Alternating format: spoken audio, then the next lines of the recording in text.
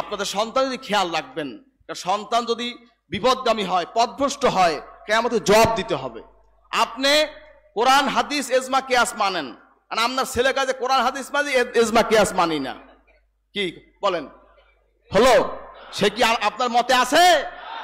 একদল আছে কোরআন মানে হাদিস মানে না, আছে কি নাই?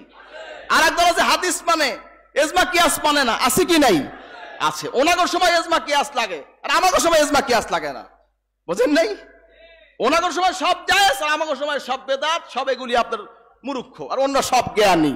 সারসিনা শরীফ হলো আলেমের মার্কাজ, ঠিক কিনা কন?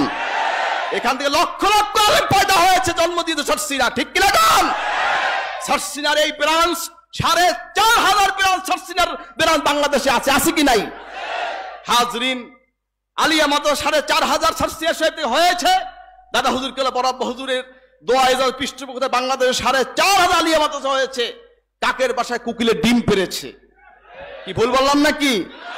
আমরা মাদ্রাসা করলাম, আর একজনে কয় আমার সব, বোঝেন নাই? আছে কি নাই? হাজরিন, যাই হোক, আল্লাহ সকলকে সঠিক বুঝ দিব, আমিন। হযরত পীর সাহেব কেবলা মনে অনেক দুঃখ নিয়ে দাদা হুজুর কেবল ১৯৮৫ সালে সারসিনা শরীফ কেন্দ্রিক একটা মাদ্রাসা করলেন। নেসাবে কাদিম নেসারিয়া দারুল উলুম এই নাম দিয়ে প্রথম একটা মাদ্রাসা করলেন ১৯৮৫ সালে। হযরত পীর সাহেব কেবল আব্বাজান প্রায় আপনাদেরকে বলতেন, মনে আছে আপনাদের? হুজুর প্রায় বলতেন, সেই অ্যাকাউন্ট নাম্বার আছে, কমিটি আছে, সব আছে।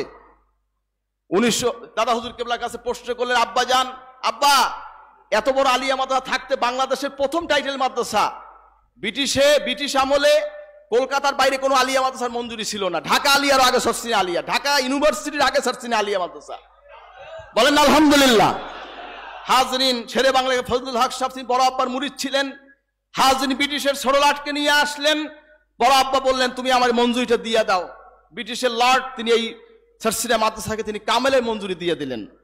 ভাইরা আমার, হাজরিন, যাই হোক, কথা হচ্ছে এই সারসিনা এবার বড় দাদা হুজুর কেবল প্রশ্ন করে, আব্বা, এত বড় বাড়িতে মাদ্রাসা থাকতে প্রথম টাইটেল মাদ্রাসা দিনিয়া, এই মাদ্রাসা লাগবে কিতে, দারুল উলুম লাগবে কিতে?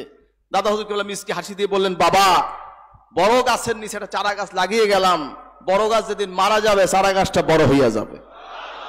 আজকের সেই দিনিয়া মাদ্রাসা ব্রাঞ্চ ২৫০০। জোরে তার আলহামদুলিল্লাহ। হযরত ওয়ালেদ সাহেব কেবলা ইন্তেকালের পরে এই ৮ মাসে আমি গুনাহগার, এই গুনাহগারের দ্বারা আল্লাহ শুকরিয়া, আলহামদুলিল্লাহ, আপনাদের সহযোগিতায় ৫,০০০ মাদ্রাসা স্বীকৃত হয়ে গেছে। বলে আলহামদুলিল্লাহ। আমাদের প্ল্যান আরো ব্যাপক, আল্লাহ যদি কবুল করে ইনশাআল্লাহ হবে। আপনাকে সহযোগিতা করতে রাজি আছেন? কে কে রাজি? নারায়ে তাকবীর। আপনার টাকা দিয়ে, জমি দিয়ে, পয়সা দিয়ে, ছেলে দিয়ে আপনার সাহায্য করবেন। যদি কিছু দিতে না পারেন দোয়া করবেন। কি দোয়াটা করবেন না?